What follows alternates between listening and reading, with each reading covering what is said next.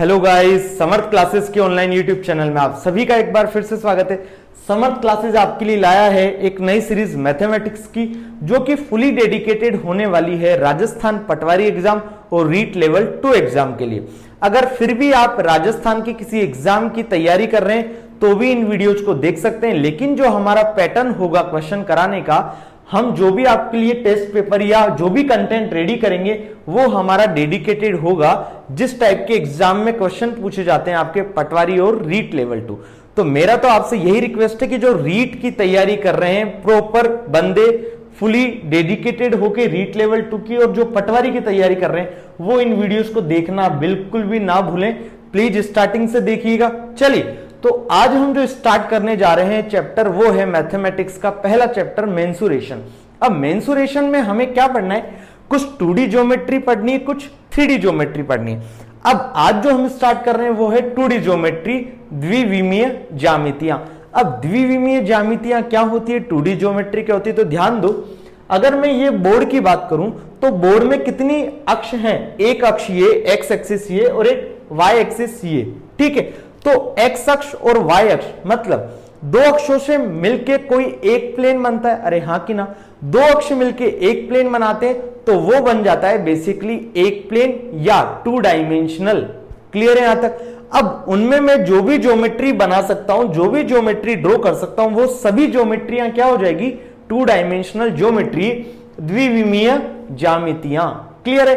अब इनके एग्जाम्पल्स क्या क्या होंगे? त्रिभुज हो गया, आयत हो गया, वर्ग हो गया, वृत्त हो गया, इत्यादि। ये सब के सब क्या है? बेसिकली 2 डायमेंशनल ज्योमेट्री, द्विविमीय ज्यामिति।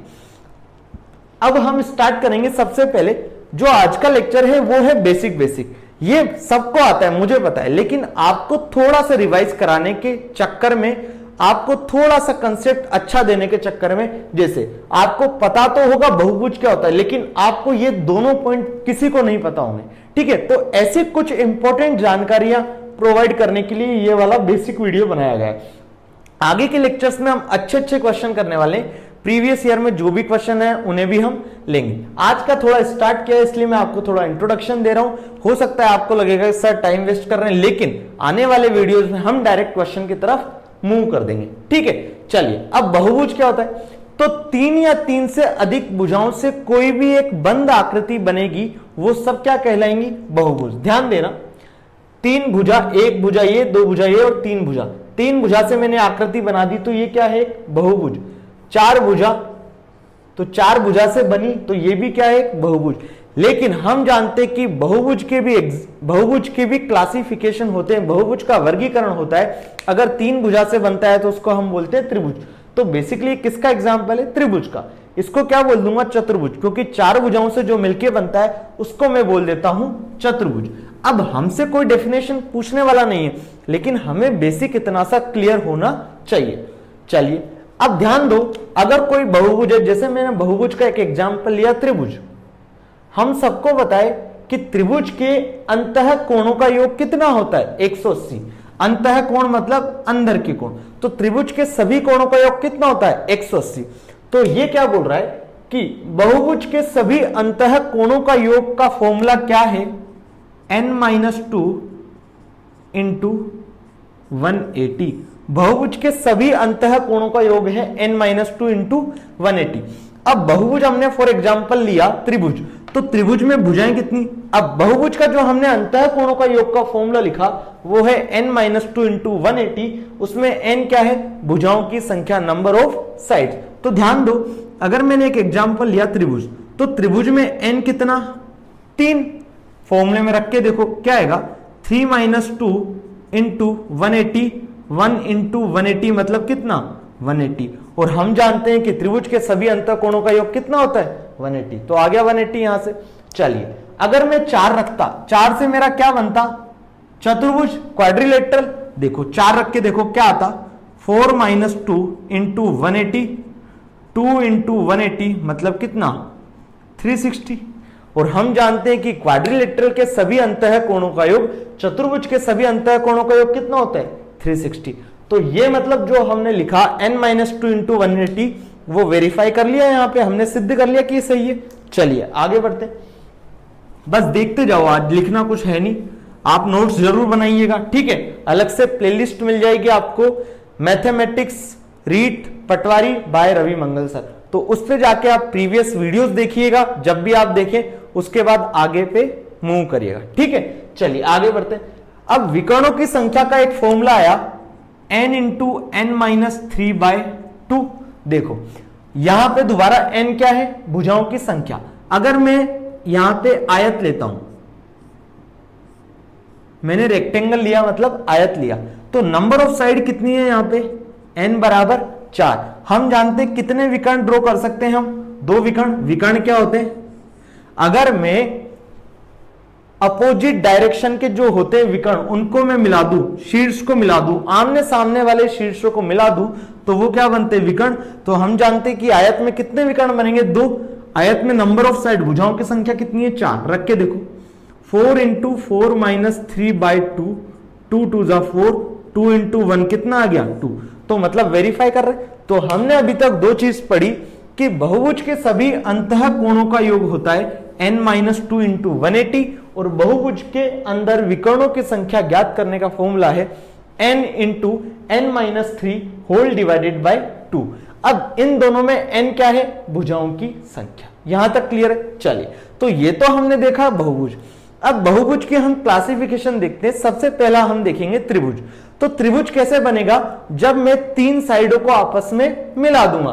तो मतलब जो त्रिभुज बनेगा, बहुभुज के अंदर अगर नंबर ऑफ साइड्स, भुजाओं की संख्या 3 हो जाए, तो उससे निर्मित आकृति कौन सी बनेगी, त्रिभुज, ठीक है।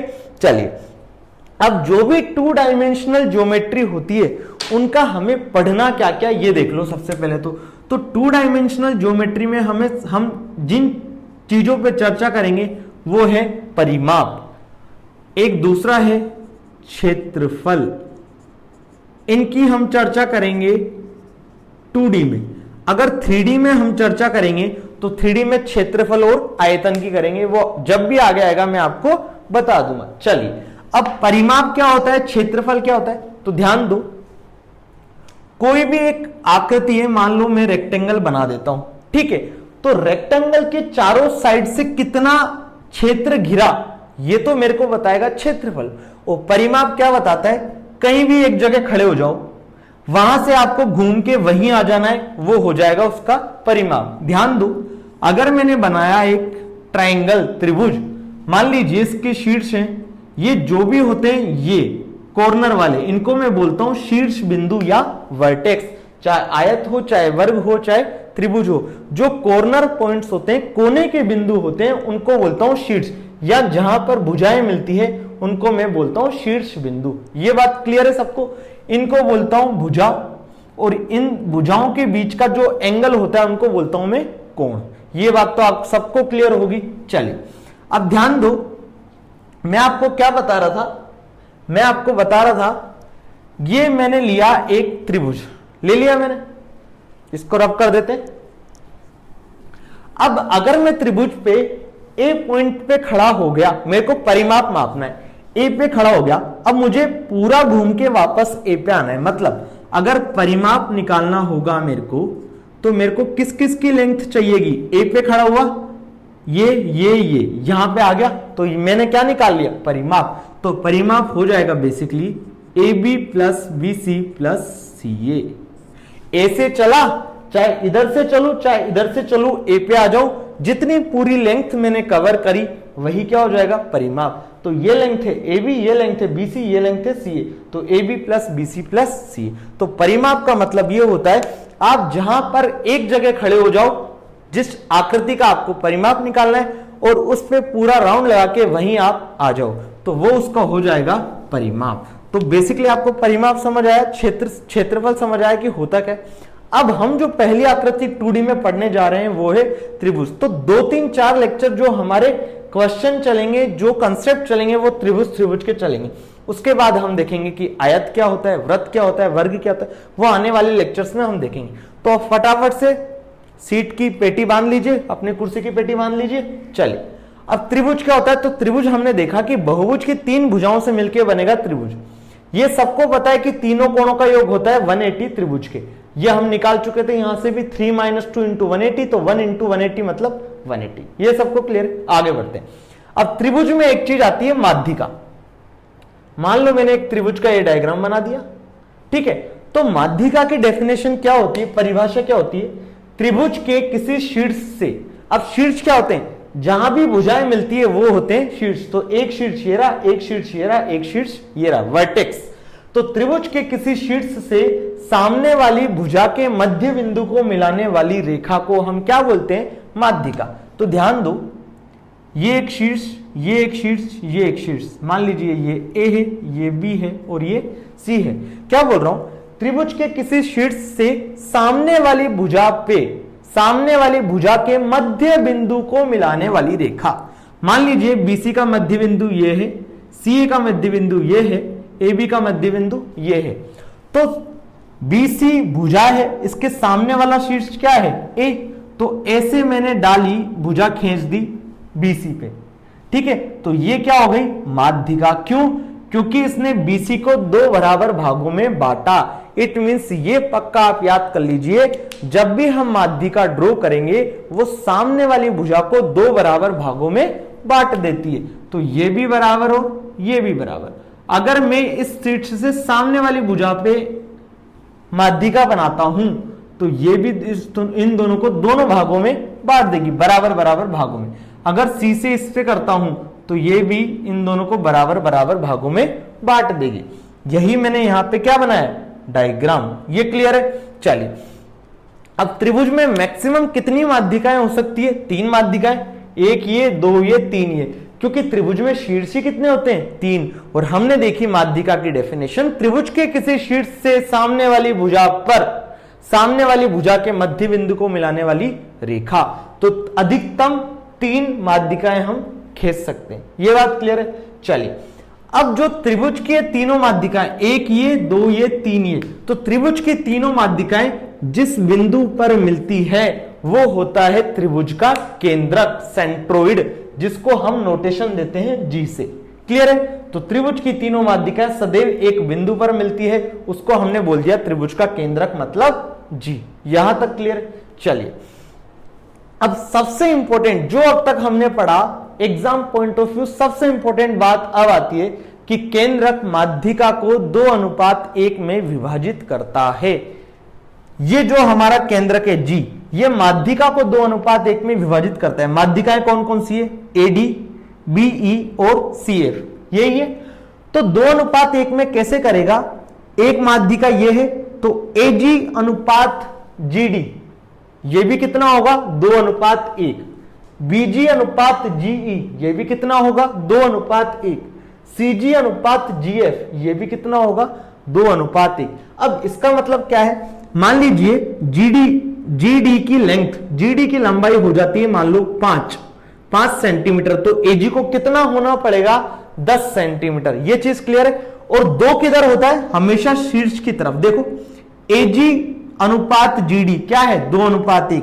बीजी अनुपात जी कितना है, 2:1। तो बीजी क्या है, शीर्ष से ही तो चला, एजी क्या है, शीर्ष से ही तो चला है, सीजी क्या है, शीर्ष से ही तो चला है। तो शीर्ष से जो चल रही है केंद्रक तक वो सबसे ज्यादा लेंथ होती है 2 और बाकी होती है 1। तो आपको सिंपल सा याद रखना है कि त्रिभुज का केंद्रक माध्यिकाओं को 2:1 में विभाजित करता है। अगर सीजी है 10 तो जीएफ को कितना होना पड़ेगा, 5। अगर बीजी है 3 तो जीई को कितना होना पड़ेगा, 3/2। ये चीज क्लियर है सबको। चलिए आगे बढ़ते हैं। अब जो त्रिभुज होते हैं, त्रिभुज के क्लासिफिकेशन होता है, त्रिभुज का वर्गीकरण होता है 2 आधार पर। एक होता है भुजाओं के आधार पर, एक होता है कोण के आधार पर। लेकिन हमसे कोई पूछने वाला नहीं है कि त्रिभुज होता क्या है, उसका वर्गीकरण समझाइए, तो हमको फ्लो चार्ट बनाना नहीं है। बस फिर भी मैंने आपका कंसेप्ट अभी बेसिक स्ट्रोंग हो उसके लिए मैंने आपको इतना सारा ये अलग से बना दिया। तो त्रिभुज के ये जो समबाहु त्रिभुज, समद्विबाहु त्रिभुज और विषमबाहु त्रिभुज होते हैं, इन्हें बांटा गया है भुजा के आधार पर। जबकि बात करूं न्यून कोण, अधिक कोण और समकोण त्रिभुज की, इन्हें वर्गीकृत किया गया है त्रिभुज के कोणों के आधार पर। यहां तक क्लियर है। चलिए, तो समबाहु त्रिभुज क्या होता है, सम का मतलब होता है समान, बाहु का मतलब होता है भुजाएं। ये बात क्लियर है। तो समान भुजाएं, तो ऐसा त्रिभुज जिसकी भुजाएं समान होगी वो त्रिभुज कैसा कहलाएगा? समबाहु त्रिभुज, इक्विलेटरल ट्रायंगल। ध्यान दो, ये मैंने एक ट्रायंगल बनाया, त्रिभुज बनाया, तो इसकी भुजाएं समान होने का मतलब क्या है? इस भुजा की लंबाई, इस भुजा की लंबाई, इस भुजा की लंबाई, ये तीनों कैसी होंगी?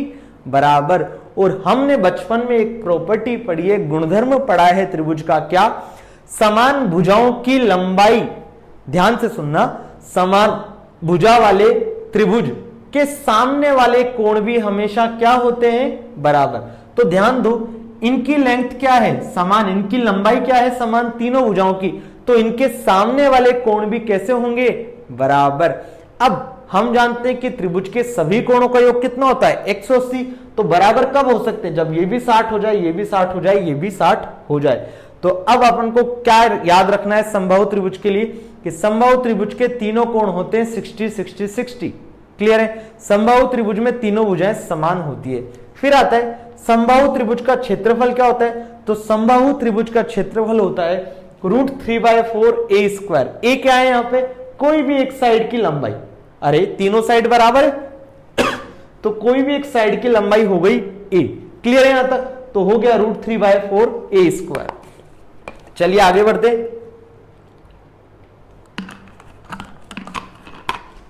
आगे क्या है? समद्विबाहु। नाम से पता चल रहा है समद्विबाहु, समान द्वि मतलब दो बाहु भुजाएं। ऐसा त्रिभुज जिसकी दो भुजाएं समान होगी उसको हम क्या बोल देंगे? समद्विबाहु त्रिभुज। तो ध्यान दो, मैंने एक ट्रायंगल बनाया, इसकी ये वाली भुजा और ये वाली भुजा बराबर कर दी, दो भुजाएं बराबर, ये भुजाएं असमान है। मतलब इसकी 5 सेंटीमीटर है, इसकी 5 सेंटीमीटर, इसकी 5 नहीं है, कुछ भी हो सकती है। तो ऐसा त्रिभुज क्या कहलाएगा? समद्विबाहु त्रिभुज। अब ध्यान दो, ये दोनों भुजाएं कैसी है? समान लंबाई की। अभी मैंने आपको बताया कि हमने एक प्रॉपर्टी पढ़ी थी बचपन में कि त्रिभुज की समान भुजाओं के सामने वाले कोण भी कैसे होते हैं? समान होते हैं। तो ये दोनों भुजाएं कैसी है? समान। तो इनके सामने बनने वाले कोण कैसे होंगे? बराबर। क्लियर है? तो ये थीटा है तो ये भी थीटा होगा, ये x है तो वो भी x होगा, ये 25 है तो वो भी 25 होगा। ये चीज क्लियर है सबको? चलिए आगे बढ़ते हैं। नेक्स्ट है विषम बाहु त्रिभुज। अब विषम बाहु त्रिभुज क्या होता है? ऐसा त्रिभुज, विषम, विषम मतलब असमान, ऐसा त्रिभुज जिसकी भुजाएं असमान हो, मतलब एक भुजा, दो भुजा, तीन भुजा, तीनों भुजाओं की लंबाइयां अलग अलग हो, वैसा त्रिभुज को हम क्या बोलेंगे? विषम बाहु त्रिभुज। और अगर भुजाएं असमान है बच्चों तो उसके कोण भी कैसे होंगे? अलग अलग ही होंगे। तो ये हमने पढ़े तीनों वर्गीकरण भुजा के आधार पर। अब जो हमें पढ़ना है वो है कोण के आधार पर वर्गीकरण क्या होता है। अगर मैं बात करूं यहां पे समद्विबाहु त्रिभुज की, तो ध्यान देना एक कंसेप्ट रह गया, मैं इसको आगे पढ़ाऊंगा लेकिन फिर भी आप समझ लीजिए। अगर मैं समद्विबाहु त्रिभुज की बात करूं तो ये ऐसा मैंने समद्विबाहु त्रिभुज बना रखा है, ऐसा ही बना रखा है। देखो समद्विबाहु त्रिभुज क्या है? जिसकी दो भुजाएं समान हो। मैंने मान लिया ये बराबर है, ये बराबर है, मान लिया मैंने। तो इसको मान लिया मैंने b, इसको मान लिया मैंने a। क्लियर है यहां तक? अब इसका फॉर्मूला क्या हो जाएगा? तो इसका फॉर्मूला होता है 4a² - b²। किसका? समद्विबाहु त्रिभुज का क्षेत्रफल निकालने का। लेकिन हमें अभी बिल्कुल भी याद नहीं करना है। हम जब भी हमारा क्वेश्चन आएगा हम देखेंगे कि वहां हम कैसे सोल्व कर सकते हैं, कोई ट्रिक लगा सकते हैं या कोई फॉर्मूला लगा सकते हैं, लेकिन आपको ट्रिक ही मिलेगी। ठीक है? तो आपको उसके लिए आगे की वीडियोस देखते रहना पड़ेगा। तो हमारा चैनल अभी सब्सक्राइब कर लीजिए, बेल आइकन को भी दबा दीजिए। फिर विषम बाहु त्रिभुज को कैसे निकालेंगे? तो इसका भी एक फॉर्मूला है, आपने पढ़ा होगा, s - a s - b s - c। इसको हम क्या बोलते हैं? हीरोन्स फॉर्मूला, हीरो का सूत्र। तो वो जब आएगा जब देख लेंगे। यहां पे s क्या होता है? अर्ध परिमाप a + b + c/2। तो अभी के लिए आप इतना सा देखिए, आगे जब हमारे क्वेश्चन आएंगे तो हम वही कंसेप्ट देखेंगे। उसके बाद आते हैं कोण के आधार पर त्रिभुजों का वर्गीकरण। तो पहला जो आता है वो है न्यून कोण त्रिभुज, एक्यूट एंगल ट्रायंगल। अब हम जानते हैं कि एक्यूट एंगल क्या होता है, न्यून कोण क्या होता है? ऐसा कोण जो 90 डिग्री से कम हो। तो इस टाइप का ट्रायंगल बनेगा। अब एक कोण 90 डिग्री से छोटा हो, इसका मतलब तीनों कोणों को क्या होना पड़ेगा? 90 डिग्री से छोटा। तो आपको सिंपल सा याद रखना है, ये आपके कोई ज्यादा इंपॉर्टेंट है नहीं, फिर भी हमें पता होना चाहिए कि न्यून कोण त्रिभुज के तीनों कोण 90 डिग्री से छोटे होते हैं, तीनों कोण 90 डिग्री से छोटे। उसके बाद आता है अधिक कोण त्रिभुज, ऑब्ट्यूस एंगल ट्रायंगल। अब ऑब्ट्यूस एंगल ट्रायंगल कैसे बनेगा, जब उसका एक कोण 90 डिग्री से अधिक हो जाएगा।